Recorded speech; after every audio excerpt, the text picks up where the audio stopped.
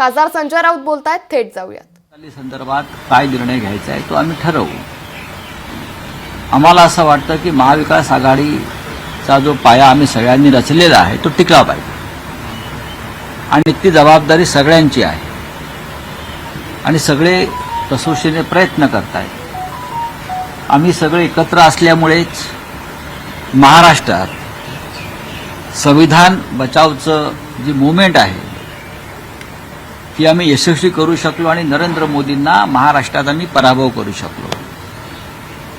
आम्ही विधानसभेच्या निवडणुकीत सुद्धा नरेंद्र मोदी, अमित शहा, फडणवीस, एकनाथ शिंदे या चौकडीचा पराभव सहज करू शकतो आणि आम्ही नक्कीच महाराष्ट्रामध्ये त्या दृष्टीनं आमची पावलं पडत आहेत.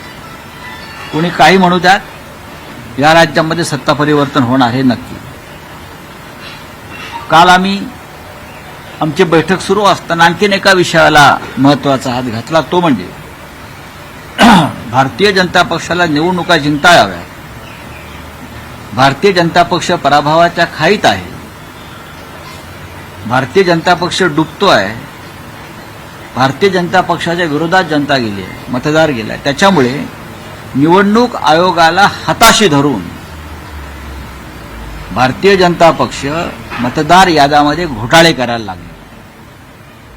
काल एक जो आम्ही महत्वाचा विषय बैठक सोडून मी, नाना पटोलेजी, जयंतराव पाटील वगैरे जे आलो घाईघाईने, ते यासाठीच आलो की भारतीय जनता पक्ष ज्या मतदारसंघात लढणार आहे त्या साधारण 150 मतदारसंघात त्यात शिंदे किंवा अजित पवार नाही बरं का, त्यांना बाजूला ठेवलंय. त्यांना बाजूला ठेवलेलं आहे. किमान 150 मतदारसंघामध्ये भारतीय जनता पक्ष प्रत्येक विधानसभा मतदार यादीमध्ये जे पक्के मतदार आहेत, ज्यांनी साधारण त्यांना असं वाटतंय की ज्यांनी महाविकास आघाडीला लोकसभेला मतदान केलेलं आहे, ती 10,000 नावं प्रत्येक मतदारसंघातून डिलीट करायची, काढायची आणि त्या बदल्यात 10,000 बोगस नावं टाकायची.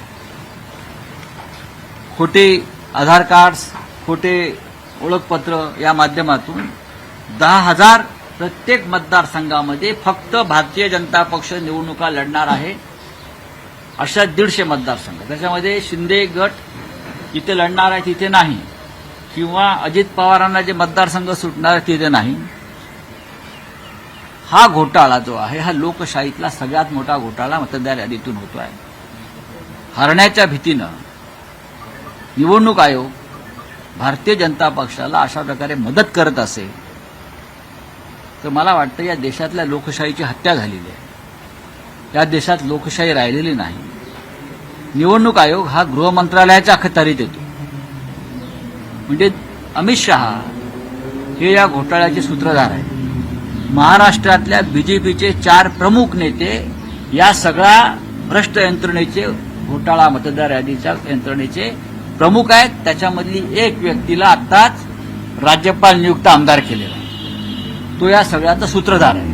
आणि आम्ही मतदारांना जागरूक करू, प्रसंगी रस्त्यावर उतरू, निवडणूक आयोगाला वर चाल करून जाऊ. हे पण सांगतो, तुम्हाला अशा प्रकारे निवडणुका जिंकता येणार नाहीत.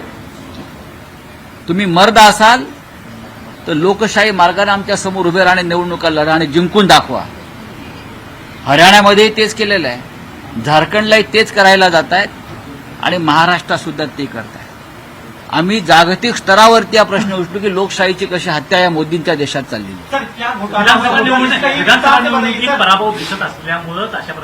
विधानसभा निवडणुकीमध्ये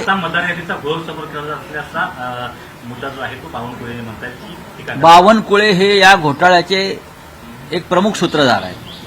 हा घोटाळा कसा करावा आणि कसा केला जावा यासाठी त्यांनी नागपूरला एक विशेष शिबिर त्यांच्या कार्यकर्त्यांचं घेतलं. विचारा त्यांना घेतलं की नाही. त्यांनी एक विशेष शिबिर घेऊन कार्यकर्त्यांना मार्गदर्शन केलं की मतदार यादीतून 10,000 नावं कशी वगळायची आणि आपली कशी घालायची या संदर्भातलं विशेष प्रशिक्षण शिबिर बावनकुळे यांनी नागपुरात घेतलं. शिवसेना ज्या अर्थी मातोश्रीवरात तातडीची नेत्यांची बैठक होते त्या अर्थी हा विषय महत्वाचा आणि गंभीर आहे. सर, राष्ट्रपति घोटाला किया जा रहा है सर. मांडलेला आहे की राष्ट्रपती राजवट लागू लागू शकते.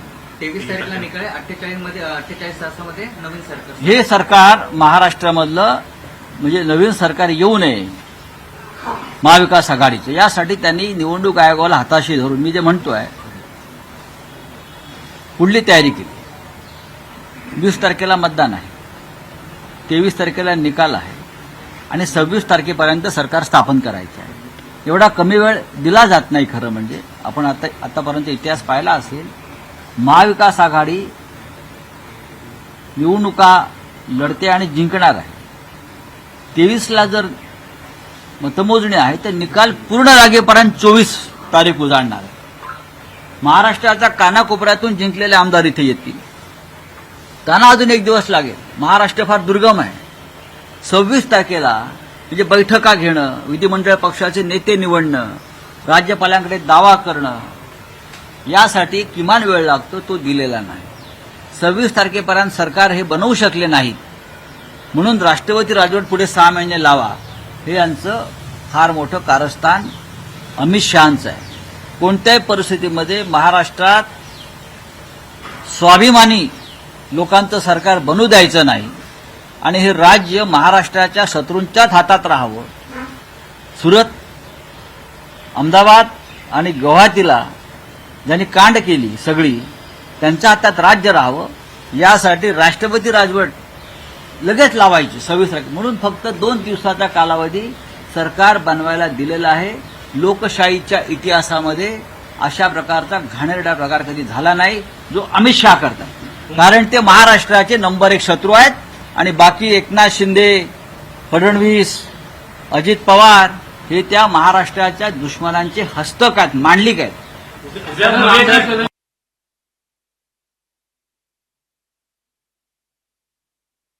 महाराष्ट्रात सत्ता परिवर्तन होणार हे नक्की असल्याचं देखील वक्तव्य त्यांनी उत्तर प्रदेश केलं. में गड़बड़ी हो रही है, महाराष्ट्र में, झारखंड में, हरियाणा भी कोशिश की, लेकिन महाराष्ट्र की बात ऐसी है, भारतीय जनता पार्टी और उनके जो चेले चपाटे हैं, चोर लफंगे, उनके साथ वो चुनाव हारने जा रहे हैं. किसी भी हालत में जीत नहीं पा रहे.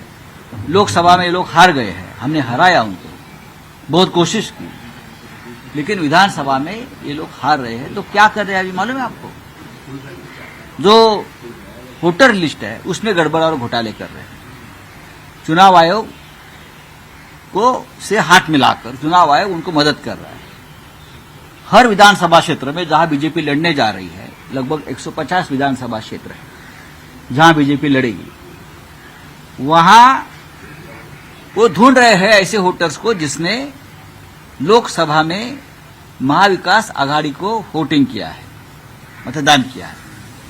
ऐसे हर विधानसभा क्षेत्र से 10,000 वोटर्स को निकाल देंगे, डिलीट कर रहे हैं और उनके जगह पर 10,000 बोगस वोटर्स को डाल रहे हैं, क्योंकि हमारा जो जीतने की संभावना है वो कम हो जाए, क्योंकि कांटे की टक्कर है कुछ जगह पे. ये सबसे बड़ा घोटाला हमारे लोकतंत्र में चुनाव आयोग की मदद से होने जा रहा है. हम ये मुद्दा सिर्फ देश में नहीं, इंटरनेशनल प्लेटफॉर्म पर भी लेके जाएंगे कि ये देश में क्या हो रहा है. ये गांधी नेहरू का देश है, ये डॉक्टर बाबा साहब आम्बेडकर का संविधान मानने वाला ये देश है. ये लोकतंत्र किस तरह से ये लोग खत्म कर रहे हैं. चुनाव आयोग गृह मंत्रालय के अखत्यार में आता है, तो मुझे लगता है उसके लिए जिम्मेदार अमित शाह जी है. आपको हमारे साथ लड़ना है तो मर्द की तरह सामने आइए, चुनाव लड़िए, लोगों में जाकर लड़िए, आपको पता चलेगा क्या है वो. आप हारने के डर से इस तरह से अगर घोटाले करेंगे तो देश देश नहीं रहेगा. लोकशाही मराठी ऐका, पहा, जागरूक रहा.